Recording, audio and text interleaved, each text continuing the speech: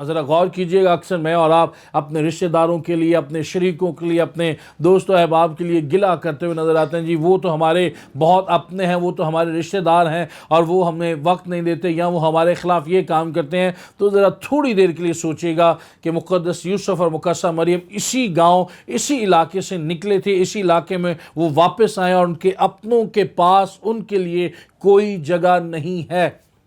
انہوں نے کوئی گلہ نہیں کیا، انہوں نے کوئی اعتراض نہیں کیا، وہ خدا کے حکم کو ماننے کے لیے اپنے سروں کو خم کیے ہوئے آگے بڑھتے چلے جا رہے ہیں، تاکہ ان کی زندگیوں سے خدا کا نام اور عزت، خدا کا نام جلال پائے، خدا کو عزت ملے اور خدا ہی عزت اور جلال کا سبب ٹھہرے، اور خدا ہی کو یہ ساری تقدیس ملے، اور وہ خاموشی سے بس اس کام کے لیے جس کام کے لیے خدا نے انہیں چنا ہے اس کام کو سر انجام دے رہے ہیں۔ لہٰذا یہاں پر میں آپ سے یہ ضرور بات کرنا چاہوں گا، میرے اور آپ کے رشتہ دار اگر کسی لمحہ ہم سے دھوکہ کرتے ہیں یا ہمیں رد کرتے ہیں یا ہمارے خلاف منصوبے بناتے ہیں، سازشیں تیار کرتے ہیں، تو ہمیں یہ ذہن میں رکھنا ہے کہ ہمیں بھی خدا ان کے لوگوں کے ساتھ مل کر خاموشی کے ساتھ اپنے سروں کو خم کر کے اپنے کام کو کیے جانا ہے اور خدا کو جلال دینا ہے۔ میں ابھی پڑھ رہا تھا، جان سٹارٹ اپنی ایک کتاب میں لکھتے ہیں کہ عداوت جب ہم سے کی جاتی ہے، اور خاص طور پر جب مسیح کے نام سے ہم سے عداوت کی جاتی ہے، تو ہم نبیوں کی صف میں کھڑے ہو جاتے ہیں، ہم ان پیغمبروں کی صف میں کھڑے ہو جاتے ہیں جن سے اس وقت کے لوگوں نے خدا سے محبت کرنے کے سبب سے یا راست باز زندگی بسر کرنے کے سبب سے عداوت رکھی یا مفت میں عداوت رکھی۔ تو اگر آپ سے اور مجھ سے لوگ مفت میں عداوت رکھتے ہیں تو آپ پریشان نہ ہو، خدا آپ کو عام لوگوں کی صف سے نکال کر وہ اپنے راست باز بندوں، نبیوں، پیغمبروں کی صف میں کھڑا کر رہا ہے۔ انہوں نے خاموشی کے ساتھ اس بات کو مانا اور آگے بڑھے گئے، اور پھر یہاں تک یہ بات ہوئی کہ جس سرائے میں انہیں ٹھہرنا تھا، اس جگہ پر جس علاقے میں انہیں ٹھہرنا تھا، اس سرائے، وہاں پر کسی بھی سرائے میں ٹھہرنے کے لیے ان کے پاس کوئی جگہ نہ تھی، اور جب زمینی طور پر کوئی اپنا نہ تھا، کوئی رشتہ دار نہ تھا، کوئی دوست شخص نہ تھا، تو وہاں پر خدا نے ان فرشتوں کو بھیجا اور انہوں نے آ کر عالم بالا پر خدا کی تمجید کی یہ نوید سنائی، اور بعد میں ہم یہ جانتے ہیں کہ یہ وہ خدا کا بندہ ہے، یا یہ وہ خدا کا مولود ہے جسے مقدس بھی کہا گیا، جسے خدا کا بیٹا بھی کہا گیا، کیونکہ یہی مولود مقدس خدا کے بڑے کام کو زمین پر سر انجام دینے کے لیے، ابلیس اور گناہ اور موت اور قبر کو شکست دینے کے لیے آیا ہے، اور مجھے اور آپ کو اور تمام نسل انسانی کو جو یسوع مسیح پر ایمان لائے گا انہیں چھڑانے، مخلصی دینے اور نجات دینے کے لیے آیا ہے۔ یہ عالم بالا پر خدا کی تمجید کی وہ وجوہات ہیں جو میں نے آپ کے سامنے رکھی ہیں۔ اس کے علاوہ تھوڑا سا جب ہم آگے بڑھتے ہیں تو لکھے زمین پر ان آدمیوں میں جن سے وہ راضی ہے صلح۔ تو یہ آیت بڑے واضح طور پر ہماری رہنمائی کرتی ہے، اور ہمیں سرسری یا اجمالی جائزے کے طور پر بھی جب ہم اس پر نگاہ ڈالتے ہیں تو ہمیں یہ پیغام دیتی ہے کہ خدا زمین پر سب آدمیوں سے راضی نہیں ہے۔ یہ بنی نوع انسان کو دو حصوں میں تقسیم کر دیتی ہے۔ ایک وہ حصہ ہے جسے خدا کے ساتھ راضی شدہ لوگ کہا جاتا ہے، اور ایک وہ ہیں جن سے خدا راضی نہیں ہے۔ اب دیکھنا یہ ہے کہ آیا میں اور آپ اس کرسمس پر اور اس نئے سال کے موقع پر، ہم اس سال میں جب نئے سال میں انٹر ہو رہے ہیں، تو کیا ہم خدا کے وہ لوگ ہیں جن سے خدا راضی ہے، اس طور پر ہم اس میں داخل ہو رہے ہیں، یا اس طور پر ہم نئے سال میں داخل ہو رہے ہیں کہ خدا ہم سے راضی نہیں ہے؟ اور کیا ہم راضی ہونے کی صورت میں خدا کی برکتوں، خدا کی محبتوں اور خدا کی شفقتوں اور خدا کے رحم کے ساتھ 2021 میں داخل ہو رہے ہیں، یا پھر ہم خدا سے ناراض ہو کر یا خدا سے دور ہو کر اس نئے سال میں داخل ہو کر ابلیس کے کام کرنے کے لیے، جسمانی کاموں کو فروغ دینے کے لیے، یا ابلیس کا ہتھ کنڈا یا اعلیٰ کار بننے کے لیے اس سال میں داخل ہو رہے ہیں؟ تو زمین پر ان آدمیوں میں جن سے وہ راضی ہے صلح۔ ذرا غور کیجئے گا، یسوع مسیح جس دور میں پیدا ہوئے اس وقت روم کی سلطنت تھی، اس سے پہلے اسور، بابل، پھر یونان کی حکومت آئی جو تقریباً ہمیں ملتی ہے جو ملاکی کی کتاب اور متی کی انجیل کے درمیانی عرصہ، جسے ہم سائلنٹ پیریڈ یا خاموشی کا دور یا تاریکی کا دور بھی کہتے ہیں، اس دور میں ہم اسے پروان چڑھتے ہوئے دیکھتے ہیں۔ یونان جسے سکندر اعظم کی حکومت بھی کہا جاتا ہے، تو اس کے بعد روم کی سلطنت آئی، اور روم کی سلطنت میں یہ ایک بہت بڑا نعرہ تھا اور ان کا منشور بھی تھا، پیکا رومنا، کہ روم میں جہاں جہاں روم کی حکومت ہے، جو جو سلطنتیں جو ریاستیں، جو صوبے، جو شہر اور جو دیہات روم کے تسلط میں، وہاں پر روم کا اطمینان، امن اور سلامتی اور صلح قائم ہے۔ لیکن یہ حقیقی بات تھی نہیں، یہ ایک سیاسی نعرہ تھا۔ لوگ اس وقت بھی روحانی طور پر، اخلاقی طور پر استحصال کا شکار تھے اور وہ بغاوت کرنے پر تلے رہتے تھے۔ ان میں سے ایک بڑا گروہ جو یہودیوں ہی میں سے تھا، اور یہودیوں کا ایک فرقہ کہہ لیں آپ، زیلوتیسی فرقہ یا زیلوتیسی گروہ تھا، جس میں برابا بھی شامل تھا، اور بہت سارے ایسے لوگ تھے جو ہر وقت خنجر غداز، غازی بھی نہیں کہا جاتا تھا، اپنے لباس میں خنجر کو چھپائے رکھتے اور کبھی بھی موقع ڈھونڈتے کہ وہ کسی بھی سپاہی کا، فوجی کا، رومی گورنر کا یا کسی بھی روم سے منسلک شخص کا یا محصول لینے والوں کا وہ قتل کر سکے۔ اور عمومی طور پر یہ کام وہ اس وقت کرتے تھے جب زیادہ لوگ ہجوم میں موجود ہوتے تھے یا لوگوں کی ایک بڑی بھیڑ ہوتی تھی، یا انہیں عام الفاظ میں، آج کل کے الفاظ میں ہم کہیں تو یہ دہشت گرد بھی ہم انہیں کہہ سکتے ہیں، کیونکہ دہشت گرد بھی کچھ اسی طرح کا کام کرتے ہیں۔ تو وہ ایسی جگہوں پر آ کر کسی کو قتل کر دیتے۔ تو بغاوتیں وہاں پر ہر روز اٹھ رہی تھی ان کے سر، اور بغاوتوں کو کچلا جا رہا تھا، لوگ ایک دوسرے کے خلاف تھے، استحصال بڑھ رہا تھا۔ اور اس سے بڑی وجہ کیا ہو سکتی ہے کہ جب مقدسہ مریم اور مقدس یوسف اپنے ہی آبائی گاؤں میں اور گھر میں آئے ہیں تو ان کے پاس رہنے کے لیے جگہ نہیں ہے۔ تو اسے ہم دیکھتے ہیں کہ سیاسی طور پر تو یہ ایک بہت بڑا نعرہ تھا، لیکن روحانی طور پر، عملی طور پر وہاں امن، صلح اور سلامتی ہمیں نظر نہیں آتی تھی۔ لیکن اس دور ہی میں میرا اور آپ کا نجات دہندہ یسوع پیدا ہوا، جس نے صرف صلح کا پیغام نہیں دیا بلکہ وہ خود صلح بن کر آیا۔ اور یشعیاہ اس کے تعلق سے کہتا ہے وہ سلامتی کا شہزادہ ہے، وہ صلح کا شہزادہ ہے۔ اور جب خدا یسوع مسیح اس زمین پر آیا تو اس نے واقعی ہماری صلح کروا دی۔ اب یہ صلح دو طرح کی ہے۔ پہلی جو حصہ ہے یا پہلا جو طریقہ کار ہے وہ ہماری صلح ہوئی خدا باپ سے۔ ہم دیکھتے ہیں کہ جب ہوا اور آدم نے گناہ کیا تو خدا نے انہیں باغ عدن سے نکال دیا، باہر کر دیا، وہ خدا کی حضوری سے خارج کر دیے گئے۔ لیکن خدا کی محبت اور خدا کا انصاف پیرالل چلتا ہے۔ خدا نے اس وقت انصاف کیا اور انہیں وہاں سے نکالا، لیکن خدا کی محبت بھی ہمیں وہاں پر نظر آتی ہے۔ اور خدا نے کیا کیا، انہوں نے جب انجیر کے پتوں کی لنگیاں پہنی یا اس سے لباس تیار کیا تو خدا جانتا تھا کہ یہ لباس ان کے ننگے پن کو ڈھانپ نہیں سکتا۔ تو خدا باپ نے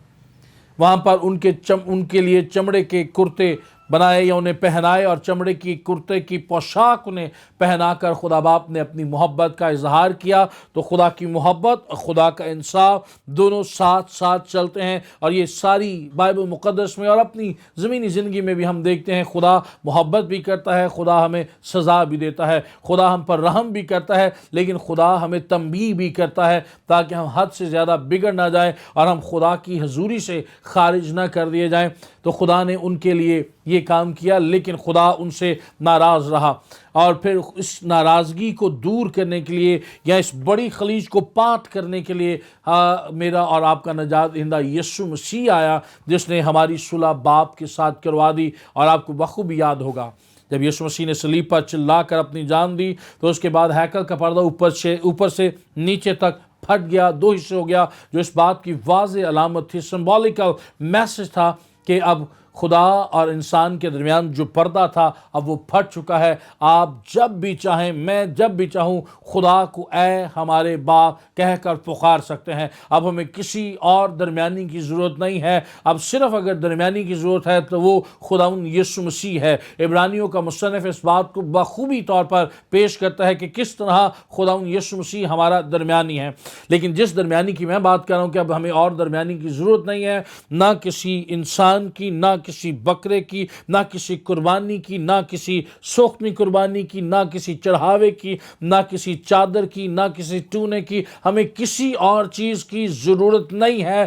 اور نہ ہی ہمیں کچھ اور چاہیے۔ ہمارے لیے اگر نجات کا بندوبست کیا ہے تو وہ خداوند یسوع مسیح نے کیا ہے۔ اگر ہمارا باپ کے ساتھ ملاپ کروایا ہے تو وہ خداوند یسوع مسیح نے کروایا ہے، اور وہی ہمارا درمیانی ہے، اور اس نے یہ ملاپ ہمارا کروایا ہے اپنی قربانی دے کر۔ اور یسوع کی یہ قربانی دائمی قربانی ہے، اب اس لیے ہمیں کسی بھی اور قربانی کی ضرورت نہیں ہے۔ یہاں پر میں اس سوال کو بھی ساتھ ایڈریس کرنا چاہوں گا کہ بہت سارے لوگ یہ کہتے ہیں کیا ہمیں قربانی کا گوشت کھانا چاہیے؟ تو سادہ سا جواب میں آپ کے گوشت گزار کیا چاہتا ہوں کہ اگر آپ دوسری قربانی کا گوشت کھاتے ہیں تو اس طرح گویا آپ خداوند یسوع مسیح کی اس دائمی اور ابدی قربانی کو رائیگاں سمجھ رہے ہیں کہ آپ کو شاید یسوع کی قربانی کی ضرورت نہیں ہے۔ ہم جب کسی چیز کو کھاتے ہیں یا کسی شخص کے ساتھ رفاقت رکھتے ہیں، اس کے ساتھ کھاتے پیتے ہیں، تو ہم اس کے ساتھ دراصل شامل ہو جاتے ہیں، اس کے رسوم میں شامل ہوتے ہیں، اس کے کام میں شامل ہوتے ہیں۔ تو اگر ہم قربانی کا گوشت کھاتے ہیں تو گویا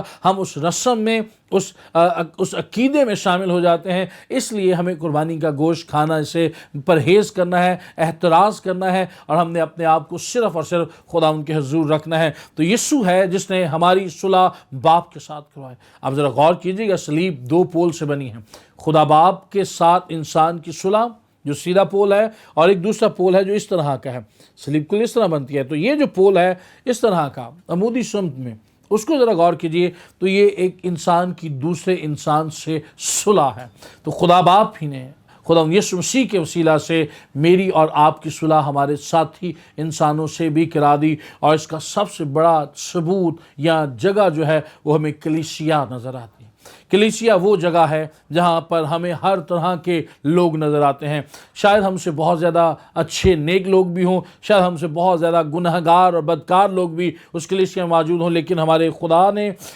خدا یسوع مسیح نے انہیں ایک ہی جگہ پر اکٹھا کر دیا۔ ہم صلح کی حالت میں خدا یسوع مسیح کا بدن بن جاتے ہیں، کلیسیا کہلاتے ہیں۔ اور ذرا غور کیجئے گا، اسی حالت میں خداوند یسوع مسیح نے جب اپنے لیے 12 شاگردوں کا چناؤ کیا اور انہیں رسول ہونے کا خطاب دیا، تو اسی صف میں یا اسی گروہ میں 2 ایسے لوگ بھی شامل تھے جو بالکل اپوزٹ تھے۔ میں نے تھوڑی دیر پہلے ذکر کیا زیلوتیسی گروہ تھا، جو محصول لینے والوں کو اور جو رومی گورنر یا رومی سپاہیوں یا رومی فوجیوں یا رومی لوگوں کو مارنا اور قتل کرنا چاہتے تھے۔ اسی یسوع کے 12 شاگردوں کی ٹولی میں محصول لینے والا متی شامل تھا، اور اسی میں شمعون زیلوتیسی بھی شامل تھا، جو جانی دشمن تھے، لیکن خداوند یسوع مسیح نے انہیں اپنی ایک گروہ میں رکھ کر یہ صلح کا پیغام دیا تھا کہ اب وہ ایک دوسرے کے جو انتہائی دشمن تھے، جو جانی دشمن تھے، وہ یسوع مسیح کے سبب سے ایک دوسرے کے قریب آ گئے اور وہ اس کے دوست بن گئے، اور آپس میں بھی وہ دوست بن گئے۔ انہوں نے آپس میں ایک دل ایک جان ہو کر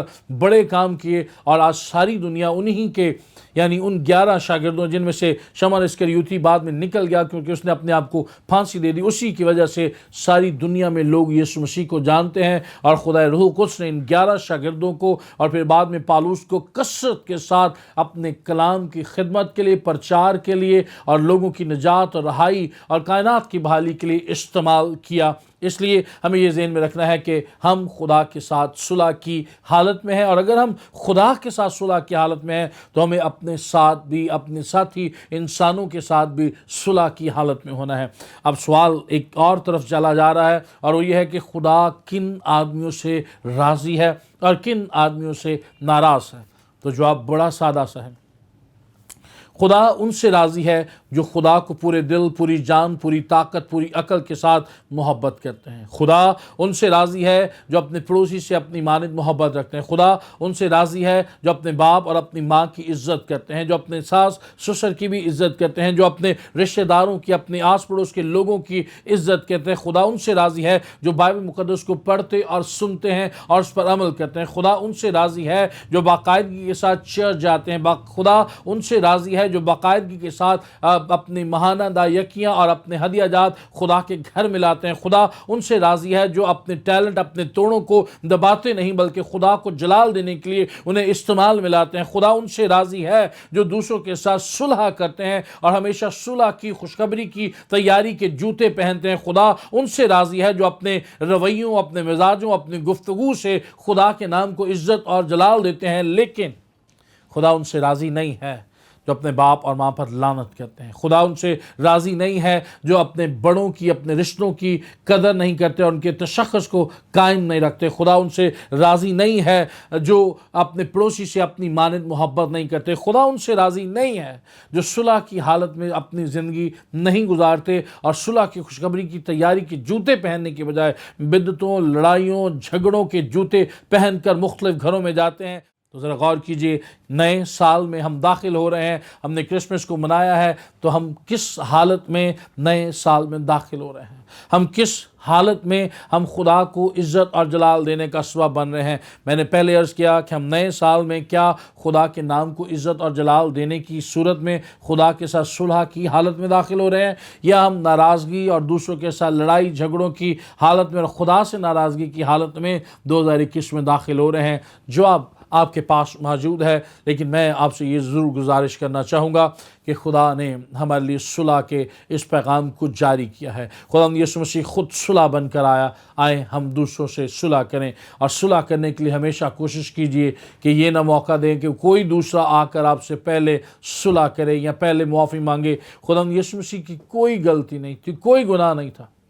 لیکن وہ آسمان چھوڑ کر، وہ جو خود خدا ہے، وہ جو کامل خدا ہے، جو تثلیث کا دوسرا اقنوم ہے، اس نے اپنے آپ کو، اپنے تخت کو، اپنے الہی اختیار کو تھوڑی دیر کے لیے چھوڑا اور زمین پر انسان بن گیا، اور انسان بن کر اس نے اس کام میں پہل کی۔ گناہ غلطی میری تھی، آپ کی تھی، قصور ہمارے تھے، لیکن اس نے ہمارے گناہ اپنے اوپر لے لیے۔ اس لیے یوحنا استباغی یہ کہتا ہے، دیکھو یہ خدا کا برہ ہے جو تمام جہان کے گناہوں کو اٹھائے لیے جاتا ہے۔ اور بائبل مقدس میں متی کی انجیل میں یوں لکھا ہے کہ جب تو قربان گاہ پر اپنی نظر چڑھا رہا ہو اور تجھے یاد آ جائے کہ تیرا بھائی تجھ سے ناراض ہے، تو پہلے جا کر اپنے بھائی سے صلح کر۔ ہمیں یہ بتایا گیا ہے، اس سے یہ پیغام ملتا ہے کہ خدا نے عبادت سے بھی زیادہ مقدم درجہ صلح کو دیا ہے۔ تو آئیں اپنی عبادتوں میں اگر ہم صحیح طور پر بابرکت ہونا چاہتے ہیں، اپنی خدمت میں ہم پھلدار ہونا چاہتے ہیں، تو آئیں صلح کی حالت میں ہم 2021 میں قدم رکھیں اور خدا کے نام کو جلال دیں،